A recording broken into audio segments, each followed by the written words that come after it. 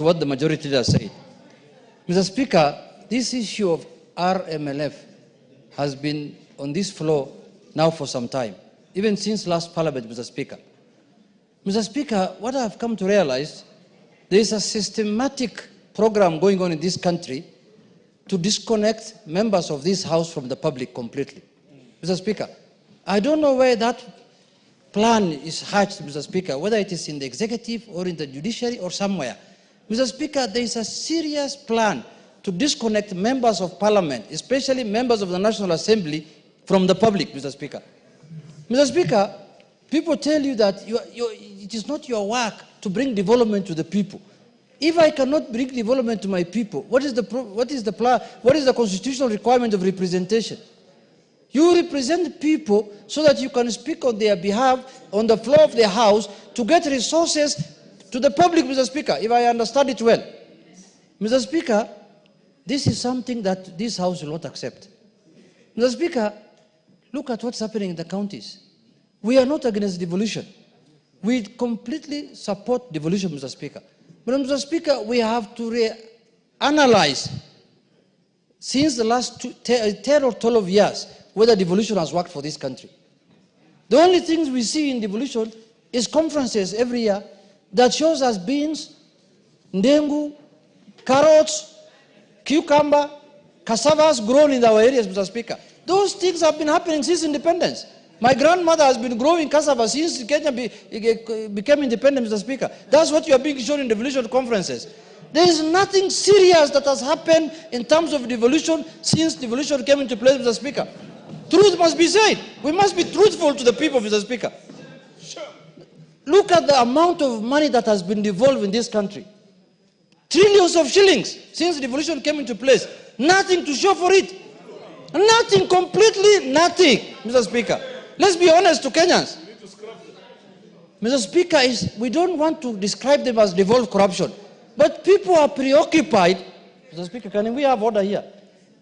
People are preoccupied with the little money that has been devolved through NGCDF, little money that has been devolved to the constituencies through RMLF, and people don't take note of the billions of shillings that are being devolved every financial year, Mr. Speaker. Counties are getting their money. They are never in arrears. Even if they're in arrears, it's 1 month, 2 months, in the end the money goes down to the ground. There are counties that are holding billions of shillings in their central bank accounts. I was reading in the newspaper the other day that there are counties that have not spent 48 billion shillings, Mr. Speaker. They are lying idle in their account. And they are still demanding for more money. They're saying, oh, the national government has not devolved. Lastly, Mr. Speaker, these people who are calling themselves here Nairobi, Kera and Kura, these people must know that these are organs of national government. They are not part of county government. They are oversighted by this House. This Director General of Kera, Mr. Speaker, this man is a joker. I can tell you for true. He thinks that he is supposed to report to counties. Which governor oversights him? Which county government oversights him? That man must be dragged here to this House under full committee of the full House, Mr. Speaker.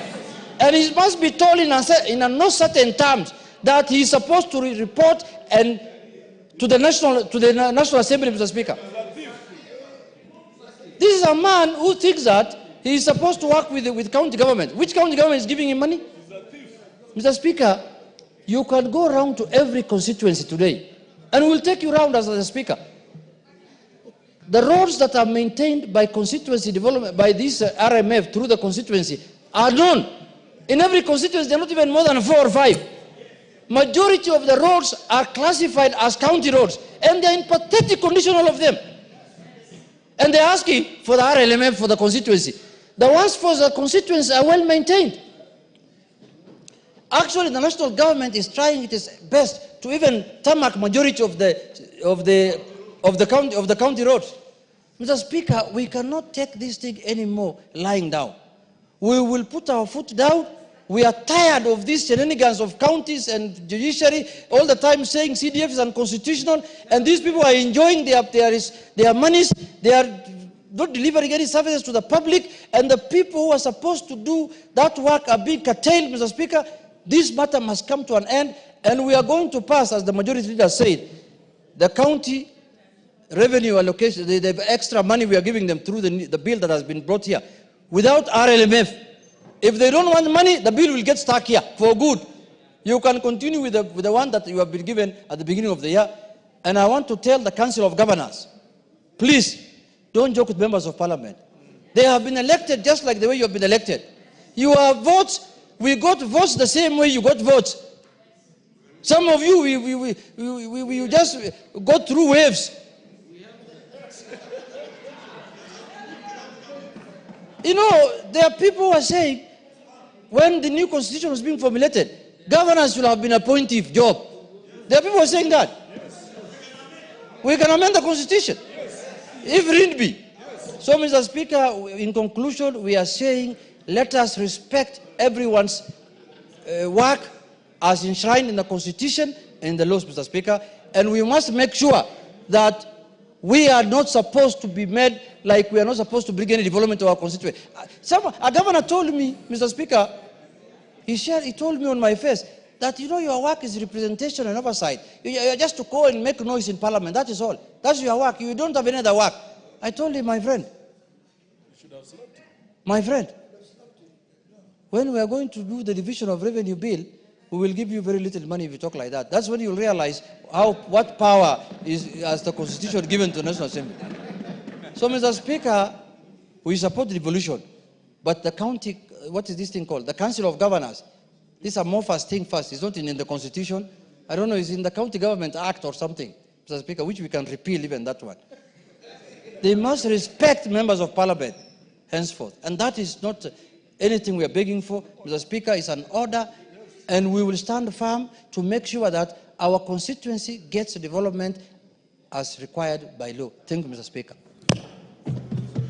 Your leaders have spoken. Can we end there and go to some other business? Yes. Yes. Yes, Caroli, what is it? Much, Honorable Speaker, for giving me this opportunity. I'll add on to what Honorable